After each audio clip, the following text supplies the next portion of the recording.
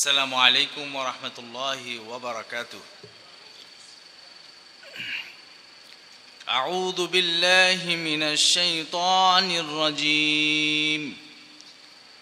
بسم الله الرحمن الرحيم.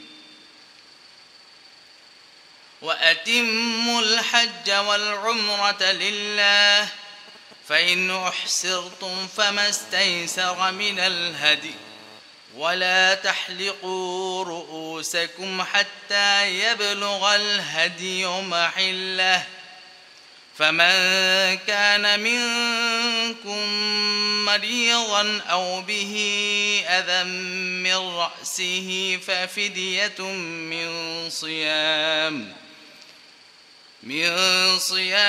أو صدقة أو نسك فإذا أمنتم فمن تمتع بالعمرة إلى الحج فما استيسر من الهدي فمن لم يجد فصيام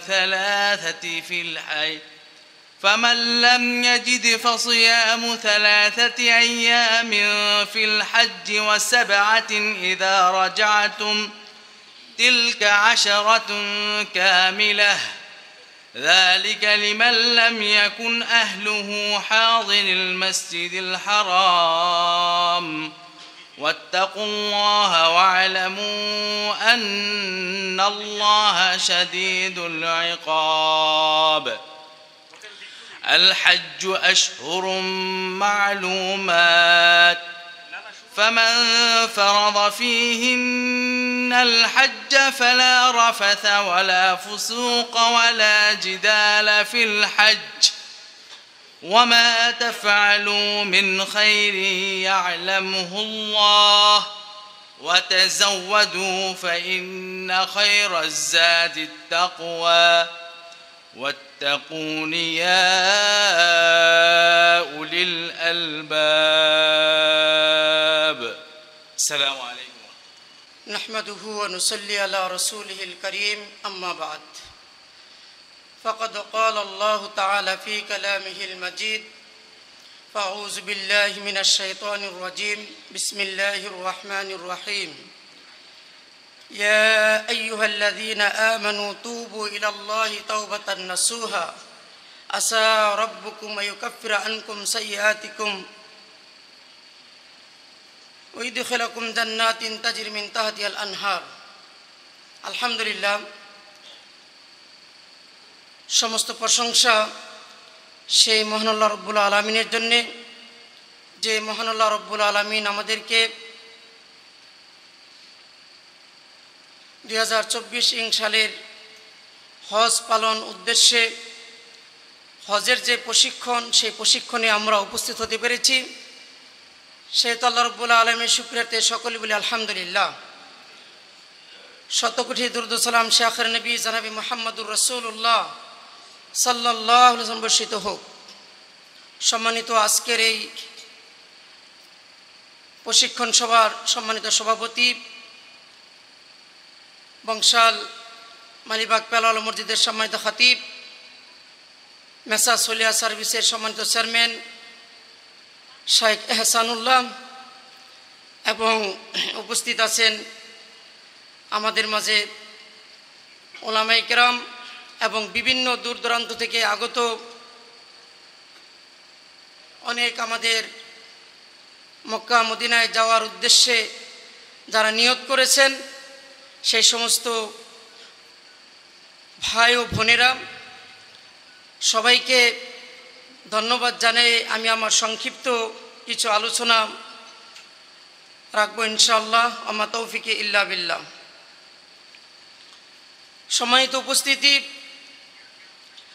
আমরা হজ করতে যাব। এই হজের প্রশিক্ষণ আমাদের যে শায়েখরা আছেন দিবেন। আমি এই হজ করতে যাব, কি জন্যে যাব? আল্লাহর ক্ষমার জন্য যাব, তাই না? আল্লাহ রব্বুল আলামিনের কাছ থেকে আমরা ক্ষমা পাওয়ার জন্যে, গুনাহ মাফের জন্যে আমরা হজ করতে যাব। আল্লাহ রব্বুল আলামিন বলেন, ইয়া আইয়ুহাল্লাযীনা আমানু তুবু ইলাল্লাহি তাওবাতান নাসুহা আসা রাব্বুকুম আন ইউকাফিরা আনকুম সাইয়্যাতিকুম ওয়াইদখিলাকুম জান্নাতিন তাজরি মিন তাহতিহাল আনহার। আল্লাহ রাব্বুল আলামিন বলেন, হে ঈমানদারেরা, তোমরা তওবা করো এবং তওবায়ে নাসুহা করো। যদি তোমরা তওবায়ে নাসুহা করতে পারো, আশা করো যে আল্লাহ রাব্বুল আলামিন তোমাদেরকে ক্ষমা করে দিবেন এবং তোমাদেরকে এমন জান্নাত দান করবেন যে জান্নাতের তলদেশ দিয়ে বিভিন্ন রকমের নহর সমূহ প্রবাহিত রয়েছে। তাহলে আল্লাহর ক্ষমা পাওয়ার একটা মাধ্যম উপায় হলো তওবায়ে নাসুহা। তওবায়ে নাসুহা কাকে বলা হয়?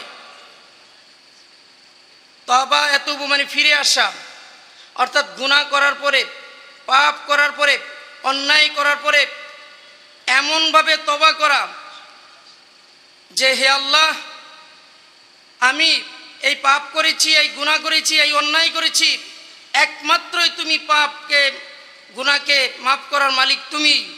এই বলে এমনভাবে খাঁটিভাবে তওবা করা যে বাকি জিন্দিগিতে ওই পাপ না করাকে তওবায়ে নাসুহা বলা হয়।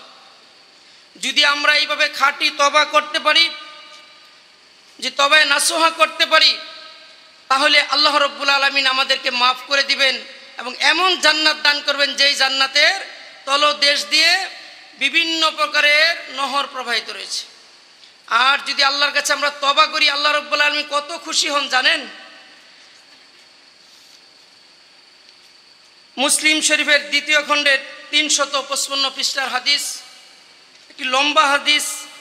আল্লাহ রাসূল সাল্লাল্লাহু আলাইহি সাল্লাম বলছেন যে আল্লাহ রাব্বুল আলামিন যেই মুমিন বান্দা গুনাহ করার পরে, পাপ করার পরে আল্লাহর কাছে তওবা করে, তার দৃষ্টান্ত পেশ করছেন এই হাদিসে যে একজন ব্যক্তি সে মরুভূমি দিয়ে চলতে চলতে এমন জায়গায় উপস্থিত হয়েছে, সে ক্লান্ত হয়ে গেছে, সে তার শরীর থেকে নেমে শরীরটা একটা গাছের সাথে বেঁধে সে ঘুমাইসে গেল। ফাস্তাই কাজা, যখন সে ঘুম থেকে জাগ্রত হলো, জাগ্রত হওয়ার পর দেখলো সেই শরীরটা আর নেই সেই জায়গাতে। উনি সামনে পিছনে ডানে বামে অনেক খুঁজলেন, কিন্তু সেই শরীর আর পেলেন না। আর ওই শরীর উপরেই তার খাদ্য পানীয় সব কিছু আছে, রাখা আছে। উনি ভাবলেন সামনে অনেক দূর পথ, পিছনেও অনেক দূর পথ, ডানেও অনেক দূর পথ, বামেও অনেক দূর পথ। এমন অবস্থায় যদি আমার এই শরীর না পায়, খাদ্য পানীয় বস্তু যদি না পায়, মৃত্যু ছাড়ার কোনো উপায় নেই। তিনি ভাবলেন এমত অবস্থায় তো আমার মৃত্যু হবেই, আমি আগের জায়গায় চলে যাব এবং আমি সেখানে যে আমি আবার ঘুম আসবো, সেখানেই মারা যাবো আমত। সেখানে যে আবার ঘুম আসছে, ঘুম থেকে যখন জাগ্রত হয়েছে, জাগ্রত হওয়ার পর দেখতে পাচ্ছে তার শরীর খাদ্য পানীয় বস্তু নিয়ে সেই পূর্বের জায়গায় দাঁড়িয়ে আছে। এবার সে বলতেছে, ইয়া রব্বি আনতা আব্দি ওয়া আনা রব্বি। কথা কিন্তু উল্টা বলতেছে। বলতেছে কি বলতেছে? হে আল্লাহ, তুমি আমার বান্দা, আমি তোমার রব। কথা উল্টা হয়ে গেল না? সে বলবে হে আল্লাহ তুমি আমার রব, আমি তোমার বান্দা, কিন্তু সে বলতেছে হে আল্লাহ তুমি আমার বান্দা, আমি তোমার রব। আল্লাহ রব্বুল আলামিন আরশ মহল্লা থেকে ফেরেশতাদেরকে ডেকে বলেন, ও ফেরেশতারা, দেখো আমার ওই বান্দা তার খাদ্য পানীয় এবং তার শরীর ফিরে পেয়ে সে কি বলতে, সে খুশিতে সে নিজেও জানে না সে নাকি রব, আমি নাকি তার বান্দা।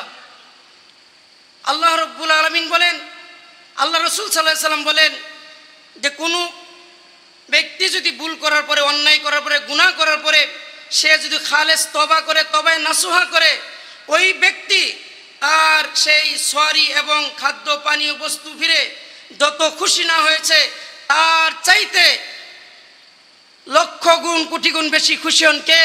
আল্লাহ। সুবহানাল্লাহ, সুবহানাল্লাহ। তাহলে আমরা হজে যাব, আমরা একটা মজবুত সিদ্ধান্ত নিব যে জীবনে যা করেছি, হে আল্লাহ তোমার কাছে খাঁটি তওবা করে যাচ্ছি, বাকি জিন্দেগিতে যাতে আমার এরকম আর ভুল না হয়।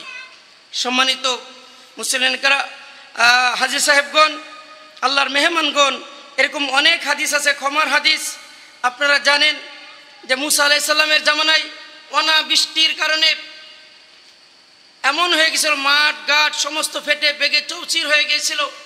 মুসা আলাইহিস সালাম দোয়া করতে গেলেন, কিন্তু আল্লাহ রাব্বুল আলামিন বললেন যে তোমার এই উপস্থিতির মাঝে এমন একজন ব্যক্তি আছে যে নাকি 40 বছর যাবৎ আমার নাফরমানি করছে, সে যতক্ষণ পর্যন্ত উপস্থিত থাকবে ততক্ষণ পর্যন্ত আমি দোয়া কবুল করব না, বৃষ্টিও দেব না। সে ব্যক্তি দেখলো আমি 40 বছর ধরে নাফরমানি করছি, কেউ তো জানে না। মুসা আলাইহিস সালাম দাঁড়িয়ে গেলেন, বলেন কে আছো এমন যে আল্লাহর নাফরমানি করছো 40 বছর যাবৎ, তুমি মেহরবানি করে উঠে চলে যাও। সে বলল যে দেখলো আমি 40 বছর ধরে নাফরমানি করি, কেউ জানে না, কিন্তু আজকে চিহ্নিত হয়ে যাব। মাথা নিচু করে দিয়ে বলছে, হে আল্লাহ তুমি রহমান, তুমি রাহিম, তুমি ক্ষমাশীল, তুমি ক্ষমা পছন্দ করো। হে আল্লাহ আমি যা ভুল করেছি আল্লাহ, বাকি জিন্দিগিতে আমি আর এই সমস্ত তোমার নাফরমানি করব না, আমি তওবা করছি, তুমি আমাকে মাফ করে দাও। আকাশ মেঘাচ্ছন্ন হয়ে যাচ্ছে, বৃষ্টি আসতে শুরু করছে। মুসা আলাইহিস সালাম রাগী মানুষ ছিলেন, আপনারা জানেন। যখন আকাশ মেঘাচ্ছন্ন হয়ে যাচ্ছে, বৃষ্টি আসতে লাগছে, তখন মুসা আলাইহিস সালাম দাঁড়িয়ে আবার বললেন, হে আল্লাহ তোমার কসম একটা বান্দাও এখান থেকে উঠে যায় নাই, তুমি আবার বৃষ্টি দিচ্ছ। আল্লাহ রাব্বুল আলামিন বললেন, হে মুসা আমি যে রহমান, আমি যে রাহিম, আমি যে ক্ষমাশীল। ও মাথা নিচু করে দিয়ে নিজের ভুল স্বীকার করে আমার কাছে ক্ষমা চেয়েছে, তওবা করেছে, আমি তার জীবনের সমস্ত গুনাহ খাতা মাফ করেছি। সুবহানাল্লাহ। আপনারা জানেন, হাদিস শুনেছেন যে বুখারী ও মুসলিম শরীফের 493 পৃষ্ঠা 94 পৃষ্ঠার হাদিস এবং মুসলিম শরীফের দ্বিতীয় খণ্ডের 359 পৃষ্ঠার হাদিস। আল্লাহ রাসূল সাল্লাল্লাহু আলাইহি সাল্লাম বলেছেন, লম্বা হাদিস, 100 খুনিকে আল্লাহ রাব্বুল আলামিন কি করেছেন? মাফ করে দিয়েছেন। ঠিক তেমনি ভাবে বুখারী শরীফের 495 পৃষ্ঠার হাদিস, সারা বছর কোনো আমল করে নাই, সারা বছর কোনো আমল করে নাই, কিন্তু সে মৃত্যুর আগে ছেলেদেরকে বলেছিল যে আমি মারা যাওয়ার পর তোমরা আমাকে কবরে দিও না, তোমরা আমাকে পুড়ে ফেলবে, কিছু ছাই বাতাসে ভাসায় দিবে, কিছু ছাই পানিতে বাতাসে উড়িয়ে দিবে, কিছু ছাই তোমরা পানিতে ভাসায় দিবে। ছেলেরা তাই করলো। আল্লাহ রাব্বুল আলামিন তিনি আবার কি করলেন? ওনাকে সে আগের মতো করলেন এবং বললেন, এরকম করছো কেন? বলছে মাখাফাতুকা, হে আল্লাহ তোমার ভয়েই তো আমি করছি, যাতে ধরা না খেতে হয়, তোমার কাছে ধরা খেয়ে গেলাম। আল্লাহ বললেন, তুই আমাকে ভয় করেছো, যাও গুফরা লাও, তোমাকে মাফ করে দিলাম। সুবহানাল্লাহ। সম্মানিত উপস্থিতি, অতএব আমাদেরকে আল্লাহ রাব্বুল আলামিনের কাছে ক্ষমা চেতে হবে, অর্থাৎ তওবায়ে নাসুহা করতে হবে। আমরা হজে যাব, যাতে হজে যাওয়ার আগে আমরা তওবায়ে নাসুহা করতে পারি। এই তওবা সম্পর্কে অনেক আলোচনা, সেদিকে যাব না। তওবা কবুলের 5টি শর্ত রয়েছে। অনেকে আছে আমরা ভুল করার পর গালে থাপ্পড় দিয়ে বলি তওবা তওবা, এটা তওবা? এটা এক প্রকার ফাইজলামি, ঠাট্টামি, তাই না? তো তওবার শর্ত রয়েছে, তওবা কবুলের 5টি শর্ত রয়েছে। যে 1 নম্বর শর্ত হলো পাপকে স্বীকার করতে হবে। আপনি আমি যে পাপ করি সেই পাপকে স্বীকার করতে হবে, যে আল্লাহ আমি পাপ করেছি, ভুল করেছি, অন্যায় করেছি, তুমি মাফ করো, এটাকে স্বীকার করতে হবে। 2 নম্বর হলো অনুতপ্ত হওয়া। আমাদেরকে অনুতপ্ত হতে হবে, লজ্জিত হতে হবে। 3 নম্বর হলো ওই পাপ বন্ধ করা, যে পাপ করতেছিলাম সেই পাপ চিরতরের জন্য বন্ধ করে দিতে হবে। তারপর 4 নম্বর হলো যে 4 নম্বর হলো ওই পাপকে ঘৃণা করা, ওই পাপ আর জীবনে করা যাবে না, এটাকে ঘৃণা করতে হবে। 5 নম্বর হলো এই ওয়াদা করা যে আর কোনো দিন ওই পাপ করব না বলে স্বীকৃতি দেওয়া। এই তওবা কবুলের সময় হলো 2টি। একটি হলো গড়গড়া, অর্থাৎ আমরা বলি না উহুদ টান বলি, যে মৃত্যুর মুমূর্ষু একেবারে মুমূর্ষু দমটা গলায় আছে, এই গলার দম এই ঘর করা পর্যন্ত যদি কেউ তওবা করে তা আল্লাহর তওবা কবুল করবেন। আরেকটা হলো সূর্য পশ্চিম দিক থেকে ওঠার আগ পর্যন্ত আল্লাহ রাব্বুল আলামিন তওবা কবুল করবেন। আমরা যদি আস্তাগফিরুল্লাহ বা তওবা করি তাহলে আমরা 5টা জিনিস পাবো। কি পাবো? বিপদ থেকে রক্ষা করবেন আল্লাহ। যদি আমরা তওবা করতে পারি, তওবায়ে নাসুহা করতে পারি, তাহলে আল্লাহ রাব্বুল আলামিন আমাদেরকে বিপদ থেকে রক্ষা করবেন। 2 নম্বর, টেনশন থেকে আল্লাহ রাব্বুল আলামিন আমাদেরকে বাঁচাইবেন। আপনাদের আমাদের মনে কারো টেনশন নাই? আছে? কম বেশি মনে হয় সবারই আছে, তাই না? কিন্তু যদি আপনি আমি তওবা করি, আস্তাগফিরুল্লাহ পড়ি, তাহলে আল্লাহ রাব্বুল আলামিন টেনশন থেকে আমাদেরকে বাঁচাবেন। 3 নম্বর, এমন জায়গা থেকে রিজিক দান করবেন যে রিজিক আমরা কোনোদিন কল্পনাও করি না যে এখান থেকে রিজিক আসবে, এমন জায়গা থেকে আল্লাহ রাব্বুল রিজিক দান করবেন। 4 নম্বর, আল্লাহ রাব্বুল আলামিন আমাদেরকে আকস্মিক আযাব থেকে আল্লাহ রাব্বুল হেফাজত করবেন, হঠাৎ বিপদ আপদ থেকে আল্লাহ রাব্বুল আমাদেরকে হেফাজত করবেন। তারপর হলো বেশি আমরা যদি তওবা করি আল্লাহ রাব্বুল আলামিন আমাদেরকে কি করবেন, আমাদের দোয়াগুলো কবুল করবেন। এই দোয়াগুলো কবুল করবেন, এই দৃষ্টান্ত দিয়েই আমার সময় শেষ, আমি আমার কথা শেষ করব। যে এক যুবক ছিলেন, সবসময় সে আস্তাগফিরুল্লাহ তওবা করতেন, খালেস তওবা। সে জীবনে যত দোয়া করেছেন সব দোয়া তা কবুল হয়েছে, একটি দোয়া বাকি। কি দোয়া বাকি? যে তিনি ওই সময় ইমাম আহমদ বিন হাম্বল 3 লক্ষ হাদিসের হাফেজ, যে উনি নিয়ে হে আল্লাহ, আমার মৃত্যুর আগে সব দোয়া তুমি কবুল করেছো, একটা দোয়া আমি এই জামানায় শুনছি 3 লক্ষ হাদিসের হাফেজ ইমাম আহমদ বিন হাম্বল, আমি তার সাথে দেখা করব এবং তার হাতে মুসাফা করব, কপালে একটা চুমা দিব, এটা তার আশা, শেষ আশা। হঠাৎ ইমাম আহমদ বিন হাম্বল উনি হাদিস সংগ্রহের জন্য যাচ্ছেন এক মসজিদে রাত্রে থাকার জন্য। রাত হয়ে গেছে, থাকবেন, কিন্তু মুয়াজ্জিন বলছে না, মসজিদে থাকা যাবে। উনি চিনে না উনি কে, বলতে ঠিক আছে। বাজারে গেলেন, দেখলেন একটা ওই রুটির দোকান, সেখানে রুটি তৈরি হয়। ওইখানে বললেন, বাবা আমি তোমার এখানে কি একটু তোমার এই চুলার পারে আমি কি কিছু আগুনের সাহায্য নিতে পারি? বলছে হ্যাঁ নেন। তখন বলছে উনি আস্তাগফিরুল্লাহ বলেন, রুটি চুলাতে দিয়ে এতে দিতে, চুলার উপরে দিতেছেন, নামাইতেছেন, আস্তাগফিরুল্লাহ, কেসে টাকা রাখে আস্তাগফিরুল্লাহ। বলছে বাবা তুমি আস্তাগফিরুল্লাহ পড়ো কেন? বলছে হুজুর আমি এই আস্তাগফিরুল্লাহ পড়ার কারণে আমার জীবনের যত আশা ছিল আল্লাহ সব আশা পূরণ করেছেন, একটা আশা বাকি আছে। কি? যে আমি শুনছি এই জামানায় একজন হাদিসের হাফেজ আছেন, 3 লক্ষ হাদিসের হাফেজ ইমাম আহমদ বিন হাম্বল, ওনার সাথে আমি সাক্ষাৎ করবো, মুসাফা করবো, কপালে চুমা দেব। এইবার ইমাম আহমদ বিন হাম্বল বলছেন, ইয়া শাবাব, তোমার এই দোয়াটা আল্লাহ কবুল করে নিয়েছেন, আমি হলাম ইমাম আহমদ বিন হাম্বল।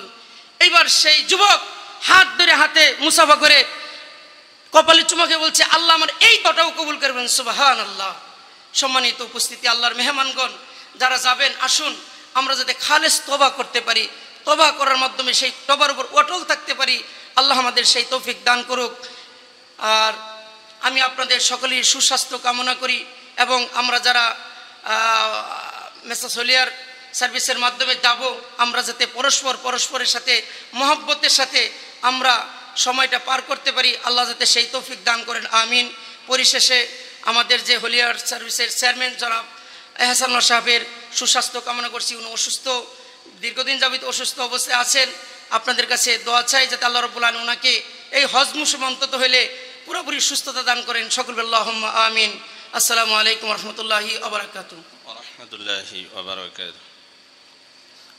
ইন্নাল হামদুলিল্লাহ আসসালাতু ওয়াসসালামু আলা রাসূলিল্লাহি ওয়া লা নাবিয়্যা বা'দাহু। قال رسول الله صلى الله عليه وسلم عن ابن عباس رضي الله عنه قال قال رسول الله صلى الله عليه وسلم تابعوا بين الحج والعمرة فإنهما ينفيان الفقر والذنوب كما ينفي القير الخبث الحديد সুনান নাসাই। সমস্ত তারিফ ও প্রশংসা, যাবতীয় গুণগান, হামদ সানা সেই মহান রব্বুল ইজ্জতের জন্য, যার অপার করুণা ও মেহেরবানিতে আজকে আমরা দেশের বিভিন্ন প্রান্ত থেকে পবিত্র হজ ব্রত পালনের উদ্দেশ্যে সংক্ষিপ্ত সেমিনার এবং ট্রেনিংয়ের উদ্দেশ্যে এখানে সমবেত হয়েছি। যে আল্লাহ রাব্বুল আলামিন আমাদেরকে তার ঘরে যাওয়ার জন্য কবুল করেছেন, সেই মহান রব্বুল ইজ্জতের শুকরিয়া স্বরূপ সকলে বলি আলহামদুলিল্লাহ। তবে শতকরি দুরুদ ও সালাম আকিনামদার তাজিদারি মদিনা সৈয়দুল মুরসালিন খাতামুন নবিয়্যিন হযরত মুহাম্মদ মুস্তাফা আহমদ মুস্তাফা সাল্লাল্লাহু আলাইহি ওয়াসাল্লামের উপর আল্লাহুম্মা সাল্লি আলাইহি আল্লাহুম্মা বারিক আলাইহি। আল্লাহ রাব্বুল আলামিন একটি ঘোষণা দিয়েছেন হযরত ইব্রাহিম আলাইহিস সালাতু ওয়াস সালামের মাধ্যমে।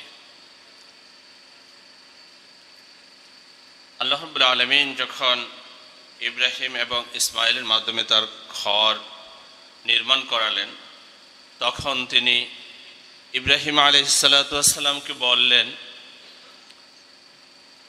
ফাআযিন ফিন নাস বিল হজ, যে তুমি হজের জন্য একটি আজান দিয়ে দাও, আহ্বান জানিয়ে দাও, একটি দাওয়াত দিয়ে দাও। তাফসীর ইবনে কাসির লিখে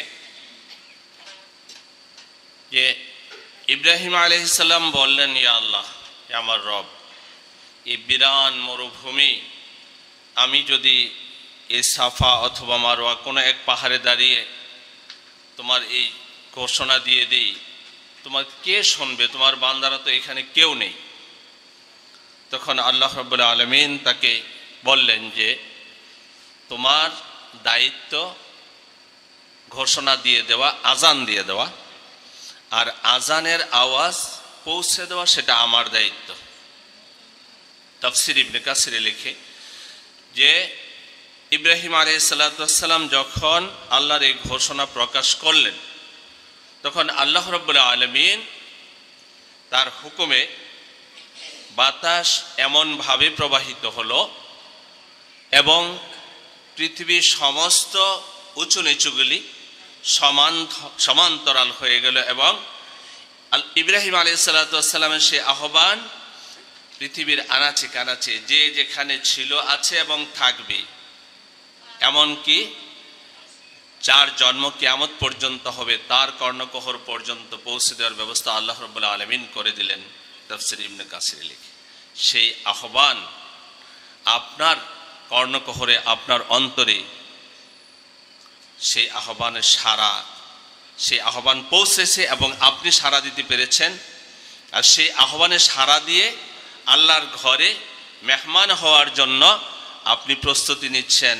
আর সেই প্রস্তুতি হিসেবে আজকের এই ট্রেনিং এবং এখানে এই গ্যাদারিং বা এখানে আসা, এটা হলো আপনার প্রস্তুতি। এটা হলো আপনার প্রস্তুতি। আপনি যখন ইহরাম পরবেন, ইহরাম পরে যখন আপনি রওনা দিবেন আর যখন তালবিয়া পাঠ করবেন, লাব্বাইক আল্লাহুম্মা লাব্বাইক, তখন আপনাকে খেয়াল করতে হবে, বুঝতে হবে যে আমি কেন লাব্বাইক বললাম।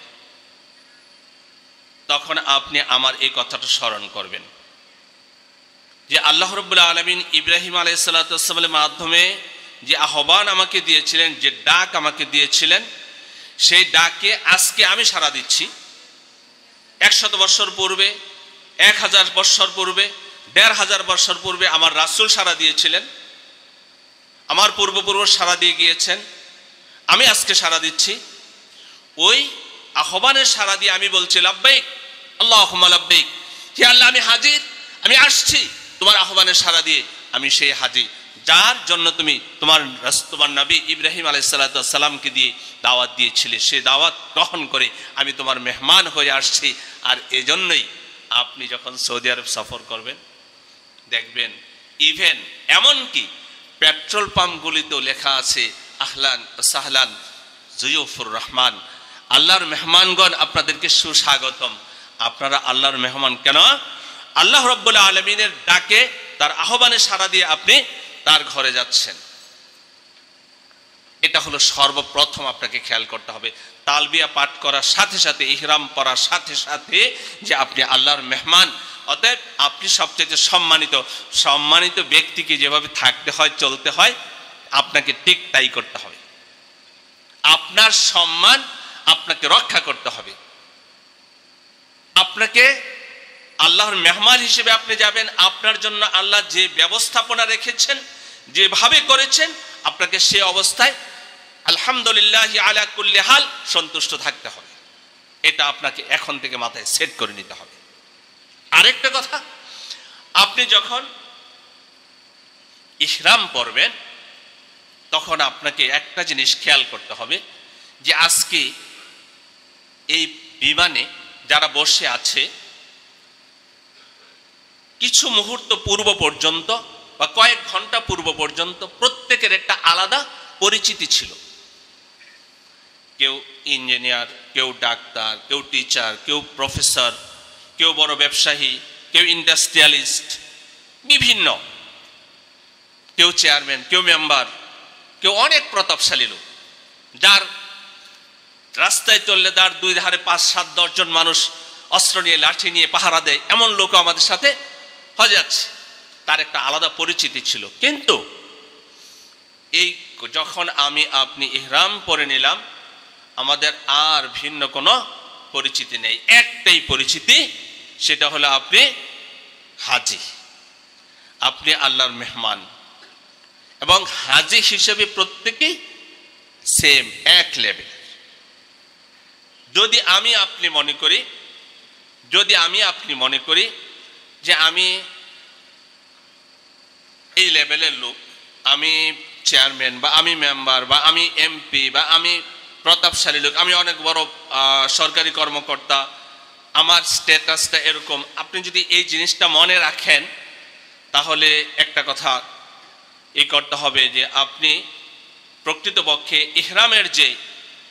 ইহরাম পরার যে প্রকৃত মাহাত্ম্য, লাব্বাইক আল্লাহুম্মা লাব্বাইক বলার যে প্রকৃত অর্থ, সেটা আমি অনুধাবন করতে পারিনি। যদি সেটা আপনি অনুধাবন করতে পারি, তাহলে সর্বপ্রথম খেয়াল করতে হবে যে আমি আল্লাহর আহ্বানে সাড়া দিয়ে আল্লাহর মেহমান হয়ে যাচ্ছি।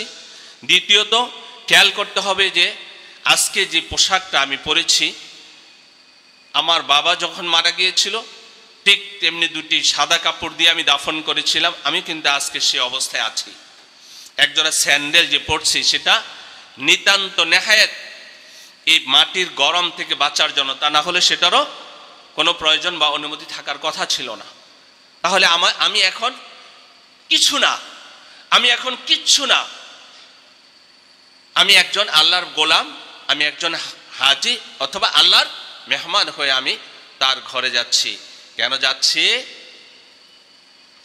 যে আল্লাহ রাব্বুল আলামিন তার রাসূলের মাধ্যমে একটি কথা আমাদেরকে জানিয়ে দিয়েছেন, আন্নাল ইসলাম ইয়াহদিমু মান কানা ক্বাবলাহু, যে ব্যক্তি নাকি ইসলাম কবুল করছে, যে ইসলামের বাহিরে আছে, বেদিন ছিল, দিন কবুল করেছে, ইসলাম কবুল করেছে, আল্লাহ রাব্বুল আলামিন তার পূর্বে সবকিছু মুহূর্তের মধ্যে মাফ করে দেন।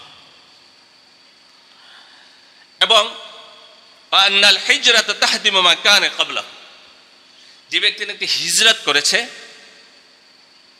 রাসূলের সময় হিজরত করেছে, আজকাল তো আমরা হিজরত করি না, এখনো হিজরতের প্রয়োজন হবে। যদি আমরা রাসূলের সেই দিন রাসূলের মতো করে, রাসূলের সাহাবীদের মতো করে যদি আমরা পালন করতে চাই, এখনো হিজরত করতে হবে। কিন্তু হিজরত করতে হবে এজন্য আমরা দিন ওইভাবে পালন করি না, সেই আলোচনা আমি যাচ্ছি না। কেউ যদি হিজরত করে, তা আল্লাহ রাব্বুল আলামিন তার পূর্বের সমস্ত গুনাহ, শুধু হিজরতের কারণে, দিনের জন্য যে হিজরত করেছে, আল্লাহ রাব্বুল আলামিন তার পূর্বের গুনাহ ক্ষমা করে দেন। ওয়া আন্নাল হাজ্জা ইয়াহদিমু মা কানা ক্বাবলাহু, আপনি এই কথাটা মনে রাখবেন যে আল্লাহ রাব্বুল আলামিন বলেছেন, তার রাসূলের মাধ্যমে আপনাকে আমাকে জানিয়ে দিয়েছেন যে আপনি যখন হজ করবেন, এই হজের বিনিময়ে আল্লাহ রাব্বুল আলামিন আপনার পেছনে যত ভুল ভ্রান্তি আছে সবগুলি ক্ষমা করে দিবেন। আর এই ক্ষমা পাওয়ার জন্য, ক্ষমা চাওয়ার জন্য আমি যখন যাচ্ছি, আর কোর্টে যখন হাজিরা দিলাম, কি জন্য? যে জজ সাহেব যদি দয়া করে আমার এই ভালো কাজগুলি বিবেচনা করে আমাকে যদি রেহাই দিয়ে দেয়, তাহলে আমি ধন্য হই। ওখানে গিয়ে আমার বাহাদুরের কোনো কিছু নেই, আমার নিজেকে প্রকাশ করার কোনো কিছু নেই। কোনো রকম যদি জজ সাহেবের অনুগ্রহ নিয়ে, তার সুবিবেচনা নিয়ে যদি কোনো রকম মাপ পেয়ে, ক্ষমা নিয়ে যদি বাড়িতে ফিরে আসতে পারি, তাহলে আলহামদুলিল্লাহ।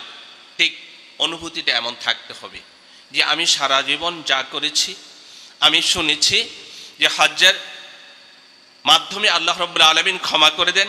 অনেক কোরআনের আয়াত, অনেক হাদিস আপনারা পর্যায়ক্রমে শুনবেন। হজ্জে মাবরুরের একমাত্র বিনিময় হলো, একমাত্র পুরস্কার হলো, একমাত্র জাযা হলো জান্নাত। কবুল হজের একমাত্র পুরস্কার হলো জান্নাত। আর হজ এমনি ভাবে, আমি যে হাদিসটি আপনাদের সামনে পাঠ করেছিলাম, সেই হাদিসের সংক্ষিপ্ত অনুবাদ করে আমি শেষ করে দেব। এখানে অনেক দেশ বরেণ্য আলেম ওলামারা আছেন, যাদের কোরআন হাদিস ভিত্তিক আলোচনা আপনারা শুনবেন। রাসূল সাল্লাল্লাহু আলাইহি ওয়াসাল্লাম বলেন যে হজ এবং উমরা তোমরা করতে থাকো, তাবিউ বাইনাল হজ্জ ওয়াল উমরাহ, তোমরা করতে থাকো। অনেকেই বলে, আমাকেও বলে, আমি তো মসজিদের ইমাম, আমাকেও বলে যে আপনি ইমাম মানুষ, প্রত্যেক বছর হজ করতে যাওয়ার কি দরকার? অথচ রাসূল সাল্লাল্লাহু আলাইহি ওয়াসাল্লাম বলেন তাবিউ বাইনাল হজ্জ ওয়াল উমরা, তুমি হজ এবং উমরা করতে থাকো। কেন? এই হজ এবং উমরা তোমার গুনাহগুলিকে এমন ভাবে মিটিয়ে দিবে যেমনি ভাবে কামারের হাফড় তো আমরা চিনি, মোটামুটি বাংলাদেশের মানুষ হাফড় চিনি। কামার যখন কোনো লোহা, পুরাতন লোহা, আমরা এই যে কুরবানির ঈদ আসছে, ওই গত 1 বছর খাটের নিচে অথবা তাকের উপরে যে ছুরি কাঁচি বটি যা রেখেছি কুরবানির পরে, এবার আবার সংগ্রহ কর, এবার আবার কাজে লাগবে কুরবানি গরু কেনার আগে, তখন আমরা কামারের কাছে নিয়ে যাই। নেওয়ার সাথে সাথে কামার কি করে, ওটাকে ওই হাফড়ের মধ্যে ঢুকিয়ে দেয়। হাফড়ের মধ্যে ঢুকানোর পরে যখন হাওয়া দেয়, ফুসফুস করে হাওয়া বের হয়, কামার পিটিয়ে ওটাকে আবার কর্মক্ষম করে তোলে, আবার ইউজ করার মতো শাইনিং করে তোলে, ধার করে তোলে, তখন আমরা এটাকে আবার ব্যবহার করি। রাসূল সাল্লাল্লাহু আলাইহি ওয়াসাল্লাম বলেন ওই কামারের হাফড় যেমনি ভাবে ওই লোহার শরীর থেকে, লোহার গা থেকে মরিচাগুলিকে দূর করে দিয়ে একটা সুন্দর ইস্পাত অস্ত্র তোমার হাতে তুলে দেয়, হজ এবং উমরা ঠিক তেমনি ভাবে তোমার পাপগুলিকে মিটিয়ে দেয়। তাহলে আপনার আমার উদ্দেশ্য একমাত্র, কেবলমাত্র উদ্দেশ্য থাকতে হবে যে আমি নিষ্পাপ হয়ে ঘরে ফিরব। রাজাআকা ইয়াউমি ওয়ালাদাতহু বলা আছে হাদিসে, ফিরে আসবেন যখন, তখন আপনি এমন পুত পবিত্র থাকবেন, যদি আপনার হজটা যদি হজ্জে মাবরুর হয়, আপনি এমন পবিত্র থাকবেন। রাসূল সাল্লাল্লাহু আলাইহি ওয়াসাল্লাম বলেন যে কোনো শিশু সন্তান যখন মায়ের পেট থেকে, মায়ের গর্ভ থেকে জন্মগ্রহণ করে, তার যেমন কোনো দাগ থাকে না, পাপ থাকে না, ঠিক তেমনি ভাবে আপনি যখন হজ করে ফিরে আসবেন, আল্লাহ রাব্বুল আলামিন আপনাকে তেমনি ভাবে নিষ্পাপ করে দিবেন। তা আপনার আমার একমাত্র তপস্যা 1.5 মাস আপনি আমি কেউ না, 1.5 মাস আপনি আমি কেউ না, শুধু কি যাচ্ছি আল্লাহর কোর্টে হাজিরা দিয়ে আল্লাহর নিকট থেকে ক্ষমা নিয়ে আসার জন্য, আল্লাহর কোর্টে হাজিরা দিয়ে ক্ষমা নিয়ে আসার জন্য যাচ্ছি। সেখানে আরামের জন্য যাচ্ছি না, ভালো থাকার জন্য যাচ্ছি না, ভালো খাওয়ার জন্য যাচ্ছি না, ঘোরাফেরার জন্য যাচ্ছি না, মার্কেটিং করার জন্য যাচ্ছি না। কেবলমাত্র একমাত্র আমার উদ্দেশ্য থাকবে যে আমি আমার রাসূল সাল্লাল্লাহু আলাইহি ওয়াসাল্লাম বর্ণিত আল্লাহ রাব্বুল আলামিনের ঘোষিত যে পুরস্কার, যে ক্ষমা, সেটা আমি নিয়ে নিষ্পাপ হয়ে, যেমনি ভাবে রাসূল বলেছেন যে রাজাআকা ইয়াউমি ওয়ালাদাতহু উম্মুহু, যে মায়ের পেট থেকে যখন কেউ দুনিয়াতে আসে নিষ্পাপ হয়ে, ঠিক তেমনি ভাবে নিষ্পাপ হয়ে তুমি আসবে, তেমনি ভাবে যেন আমি আসতে পারি। আল্লাহ রাব্বুল আলামিন যেন আপনাকে আমাকে তেমনি ভাবে নিষ্পাপ করে আবার ফিরিয়ে নিয়ে আসেন। মাঝখানে এই যে 1.5 মাসের সফর, যখন থেকে আমরা ইহরাম পরে এখান থেকে বের হব, নিষ্পাপ হয়ে আবার বাংলাদেশের এয়ারপোর্টে পা রাখবো, এই সময়টা আমাদের নিজেকে, আমিত্বকে, আমি একটা শব্দ ব্যবহার করছি, জানি না এটার প্রকৃত অর্থ আমি ঠিক মতো বোঝাতে পারবো কিনা আপনাকে। আমার আমিত্বটাকে, আমি কে, এই একটা উপলব্ধি আমার মধ্যে আছে। প্রত্যেকের মধ্যে একটা আমিত্ব আছে, আমি কে, তার একটা উপলব্ধি আছে। সে যখন আমার মতো কেউ সাধারণ মানুষ হয়, তার উপলব্ধিটা একরকম, আর যদি সে একজন সেলিব্রিটি হয়ে যায়, তার উপলব্ধিটা ভিন্ন রকম। সে যদি একজন ধনকুবের হয়ে যায়, তার উপলব্ধিটা ভিন্ন রকম, অর্থাৎ তার নিজেকে নিজের কাছে অন্যরকম মনে হয়। এটার নাম হলো আমিত্ব। আমার এই আমিত্বটাকে বাড়িতে রেখে তারপরে আমি ইহরামের কাপড়টা পরব, এটা আমার উপলব্ধির কথা বলছি। আমি এ পর্যন্ত এই হোলি এয়ার সার্ভিসের মাধ্যমে 5বার আমি যাচ্ছি, তার আগে অন্য ট্রাভেলসের সাথে আমি হজ সফর করেছি। এই দীর্ঘ হজ সফরের এবং হজ নিয়ে যতটুকু আমি ঘাটাঘাটি করেছি, এর প্রেক্ষিতে আমি যা বুঝতে পেরেছি, যদি কেউ তার আমিত্বকে, সে কি, সেই জিনিসটাকে যদি ভুলে যেতে না পারে, তার হজ্জে মাবরুর করা তার জন্য কঠিন। হজ্জে মাবরুর করা তার জন্য কঠিন যদি সে নিজেকে ভুলে থাকতে না পারে। মনে করতে হবে যে আমি এখানে এসেছি একজন আসামি হাজিরা দেওয়ার জন্য, যদি আমাকে আল্লাহ ক্ষমা করে দেয়, আলহামদুলিল্লাহ, আমি সাকসেস, আর কোনো কিছু আমার দরকার নেই, কোনো কষ্ট, কোনো কিছু, এগুলি আমার চিন্তা করা দরকার নেই। কষ্ট করলেই তো আল্লাহ ক্ষমা করবেন। কষ্ট করার জন্যই তো আল্লাহ আরব দেশে হজ দিচ্ছেন, হয়তো আমাদের দেশের মতো নাতিশীতোষ্ণ দেশের মধ্যে দিতেন, আরামে থাকতেন সবাই।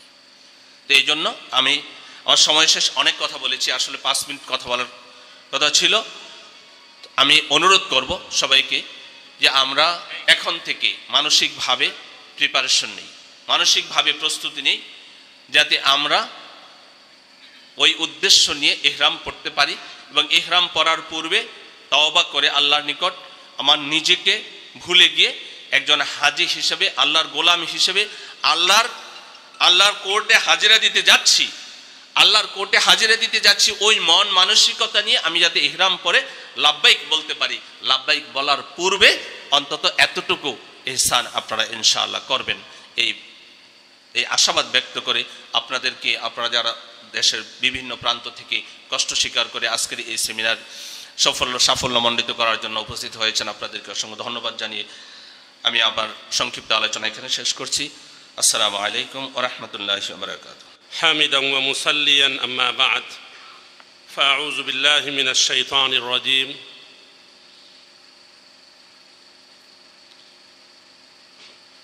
الحج أشهر معلومات فمن فرض فيهن الحج فلا رفث ولا فسوق ولا جدال في الحج. وقال النبي الأمين صلى الله عليه وسلم الحج المبرور ليس له الجزاء إلا الجنة. হলি ইয়ার সার্ভিসের মাধ্যমে এবছর যারা হজে যাচ্ছেন তাদের জন্য আয়োজিত হজ পূর্ব আলোচনা বা প্রশিক্ষণের আজকের এই অনুষ্ঠানের সম্মানিত সভাপতি, উপস্থিত মেহমানগণ, আমাদের মূল আলোচনা শুরু হবে ইনশাআল্লাহ বাদ মাগরিব। প্রধান আলোচক, প্রধান অতিথি শেখ আবু আবদুল্লাহ মোহাম্মদ শহীদুল্লাহ খান মাদানী সাহেব, উনি আসবেন, আলোচনা করবেন। মাশাআল্লাহ, যেহেতু আমাকে কিছু বলার জন্য আহ্বান করা হয়েছে, আমি আপনাদের সামনে চৌম্বক কিছু কথা তুলে ধরব, যাতে করে আমাদের হজের সফরে আমরা অধিক নিয়ে আসতে পারি যা নেওয়ার জন্য আমরা যাচ্ছি। আমরা কি জন্য যাচ্ছি? আমরা সফরে যাচ্ছি আল্লাহ রাব্বুল আলামিনের সন্তুষ্টি বিধানের জন্য, নিজেদের পাপগুলাকে রেখে নেকি যত বেশি অর্জন করা যায়, এটা আমাদের প্রধান লক্ষ্য থাকবে।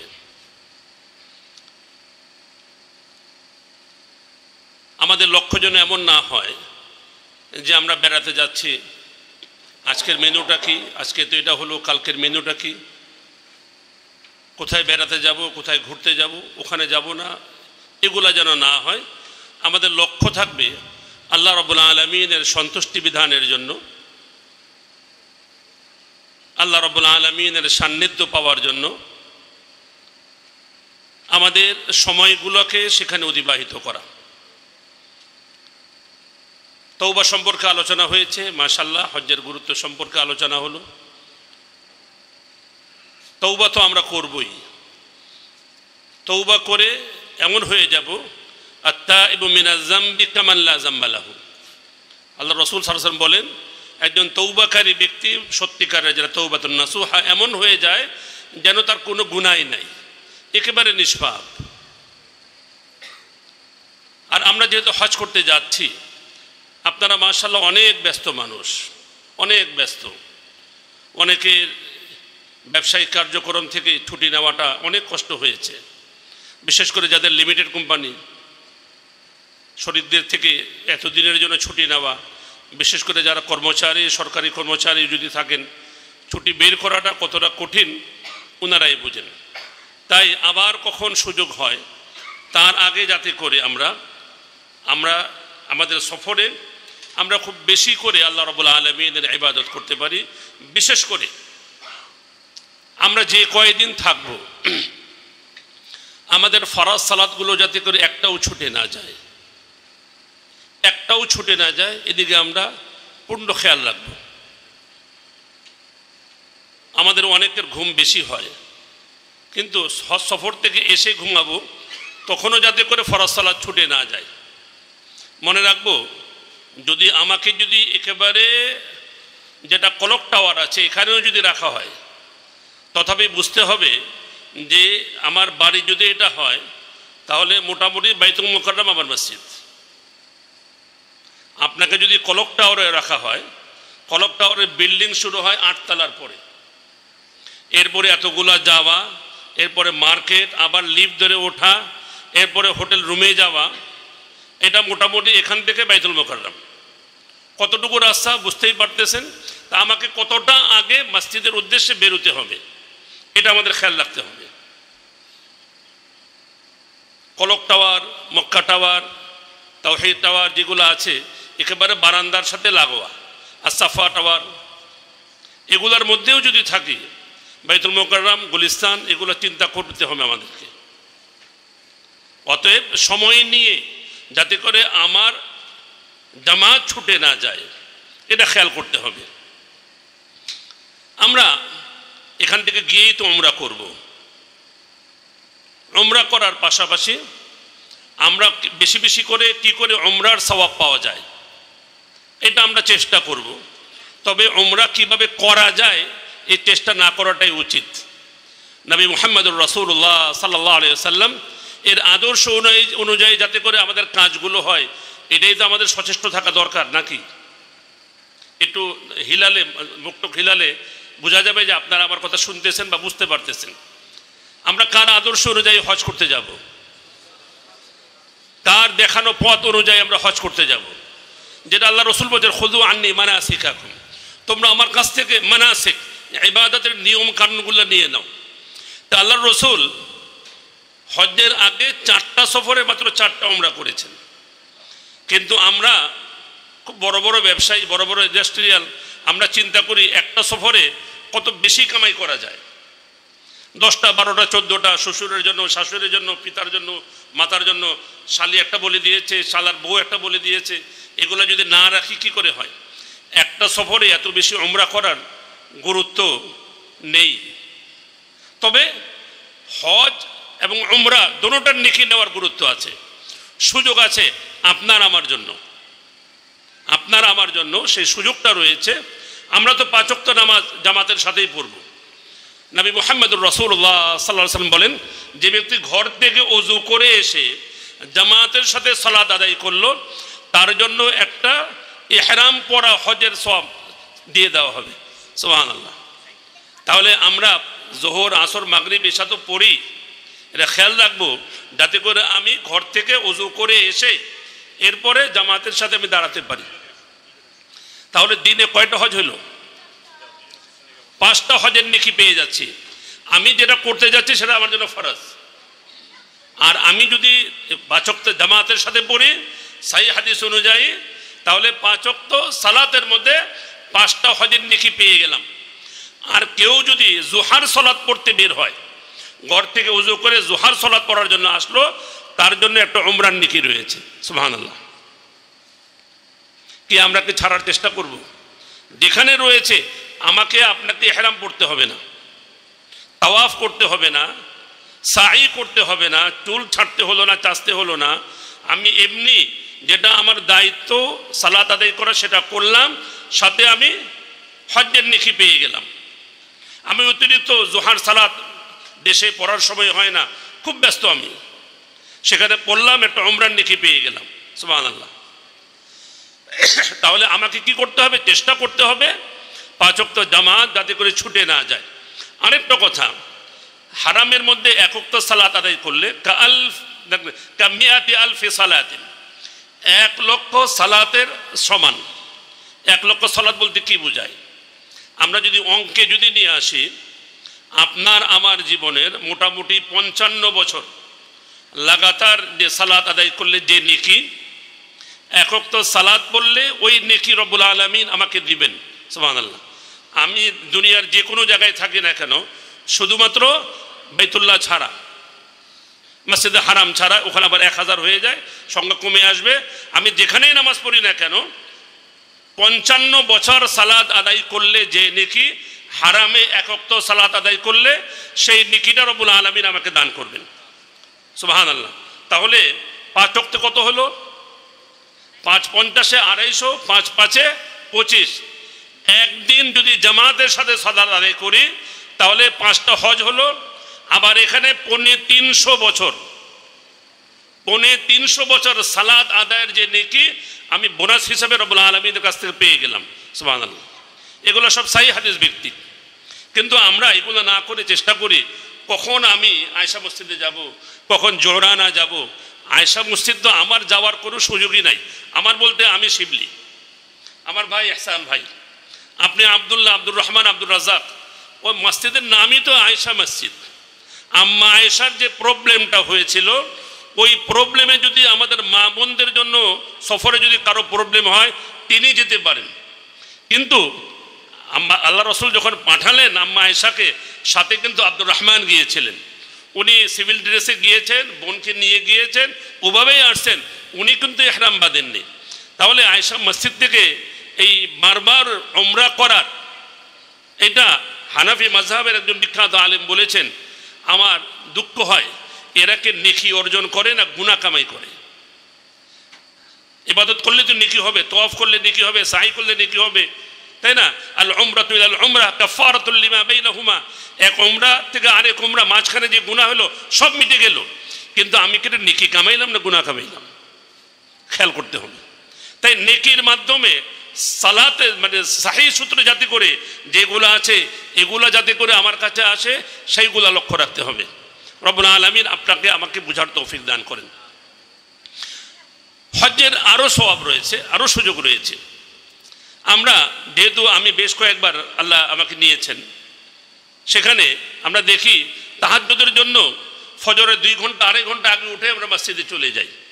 আমি একটা এখানে পরামর্শ দেব, শেখ এসাদুল্লাহ সাহেবের অনুমতি নিয়ে দিচ্ছি, যে আমরা 2 ঘন্টা আগে না উঠে ফজরের আমরা 1 ঘন্টা আগে বের হই। 1 ঘন্টা সময়টা আমরা ফজরের পরে লাগাই। খেয়াল করে শুনবেন, ফজরের আগে 2 ঘন্টা 2.5 ঘন্টা আগে জাগ্রত না হয়ে আমি 1 ঘন্টা আগে জাগ্রত হই। এই যে 1.5 ঘন্টা ঘুমাইলাম, এই 1.5 ঘন্টা ফজরের পরে।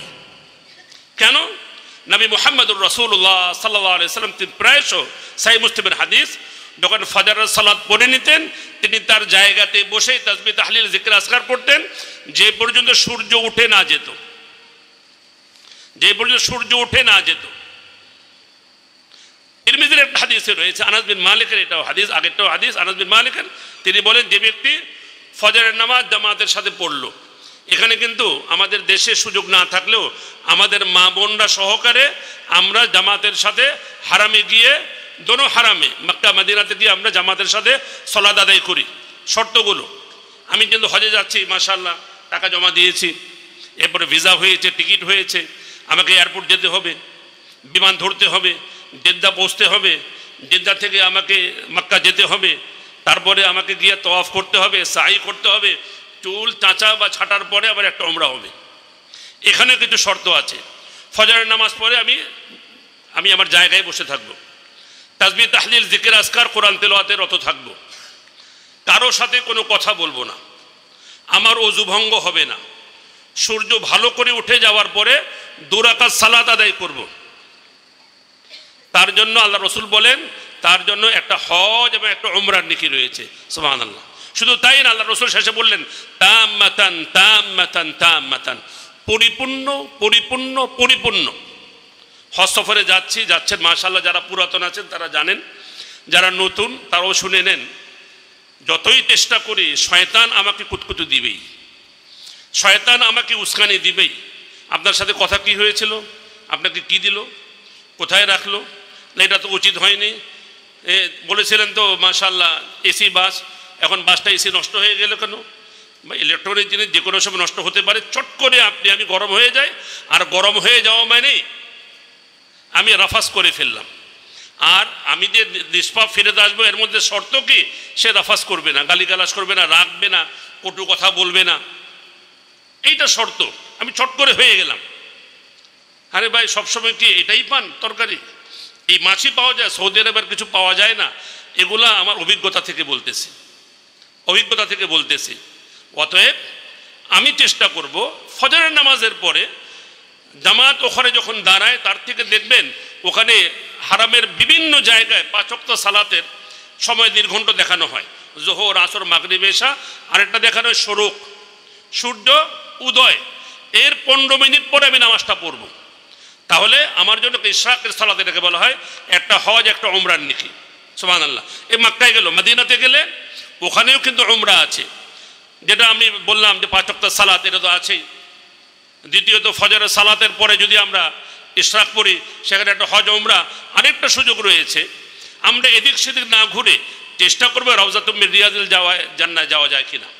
আরেকটা চেষ্টা থাকবে, সকালে নাস্তার পরপরই 8-10 জন একটা গ্রুপ করে কুবাতে চলে যায়। ঘর থেকে ওযু করে, আল্লাহ রাসূল বলেছেন যে ব্যক্তি ঘর থেকে ওযু করে বের হয়ে মসজিদে কুবা থেকে 2 রাকাত সালাত আদায় করলো, তার জন্য একটা মকবুল উমরার নেকি রয়েছে। সুবহানাল্লাহ। আপনি জোহর ফজরের নামাজের পরে নাস্তা করে চলে যান, ইশরাক করছি, একটু নাস্তা রাস্তা করে একটা উমরা করে আসি। 4-5 জন মিলে 7 জন মিলে একটা গাড়ি নিলে ওখানে গেলেন, তারপরে আবার আসলেন ওই গাড়িতেই, খরচটা কম হবে, একটা উমরা হয়ে গেল। জোহরের পরে একটু গরম আছে, বিশ্রাম নেই, মাগরিবের পরে চলে যায়। আসর পরে এমনি নফল সালাত পড়া যায় না, এখানে যাবেন না। মাগরিব পরে গেলেন, রাত্রে খাওয়া দাওয়ার পরে গেলেন বা ইশার পরে গেলেন, করে আসলেন। দিনে 2টা-3টা উমরা, ওখানে গিয়ে ঘর থেকে ওযু করে ওখানে গিয়ে 2 রাকাত নামাজ পড়লেই একটা উমরা। এইগুলো আমরা নেব, এইগুলো আমরা নেওয়ার চেষ্টা করব। নেকি আমাদের কি করে বেশি হবে, সওয়াব কি করে বেশি হবে। হজ উমরা আমরা করব, তবে কারো নামে না। ওলামায়ে কেরামের মতামত রয়েছে, কোনো ব্যক্তি সুস্থ অবস্থায় বাড়িতে রয়েছে তার পক্ষ থেকে উমরা হবে না। যদি এমন হয় যে যেতে পারবে না, তখন আমি তার পক্ষ থেকে করতে পারি নিজেরটা করার পরে। কিন্তু আমরা যদি অনেকেই বলে দিয়েছে একটা উমরা কইরো ভাই, একটা উমরা করা যাবে না। দ্বিতীয় আরেকটা, যে ওখানে সরকারি আইন মানাও একটা ইবাদত। ওখানে খুব কড়াকড়িভাবে করা হয় যে ইহরাম ছাড়া এখন মাতাফে ঢোকা যায় না। আমরা অনেকে জিজ্ঞেস করি, আমি যদি এমনি এমনি ইহরাম পরে যদি ঢুকে যাই যাওয়া যাবে কিনা। মাশাআল্লাহ বিজ্ঞ আলেম ওলামা যাচ্ছেন এখানে, সেটাও জিজ্ঞেস করে নেবেন। 2 নাম্বারই করে ইবাদত করলে আল্লাহ কবুল করবেন কিনা। আপনার দোতলায় এসির নিচে ফ্যান চলতেছে, এসি ঘুরতেছে, একটু বেশি হাঁটতে হবে। ওখানে তাপের মধ্যে আমি গেলাম, ভেজাল রয়েছে, যে আমার হবে কি হবে না, সেখানে যাওয়ার কি সন্দেহের মধ্যে পরেই যাবে না। বেশি ইবাদত করব সহি শুদ্ধভাবে, দলিল ভিত্তিকভাবে। আর মাশাআল্লাহ গাইড তো আছেই, মাশাআল্লাহ শেখ এহসান ভাই আছেন, আরও ওলামারা আছেন, তাদেরকে জিজ্ঞেস করে করে তাদের কাছ থেকে পরামর্শ নিয়ে নিয়ে আমরা করব। কে কি বলে দিল সেটাও বলবো, যে অমুকে যেটা বলছে এটা ঠিক কিনা, কে কি বললো। ডাক্তারের কাছে, আলেমদের কাছে কোনো কিছু লুকাতে হয় না, সব কিছু বলতে হয় যে আমার তো এই সমস্যা। ডাক্তারের কাছে যেমন পুরোটা বলতে হবে, আলেমকেও বলতে হবে যে আমি তো এরকম একটা নিয়ত করে আসছি, এটা করা যাবে কিনা। নিয়ত পূর্ণ করার আগে অবশ্যই আগে নিজে নিশ্চিত হয়ে নেন যে এটা করতে গেলে আপনার নেকি হবে না গুনাহ হবে।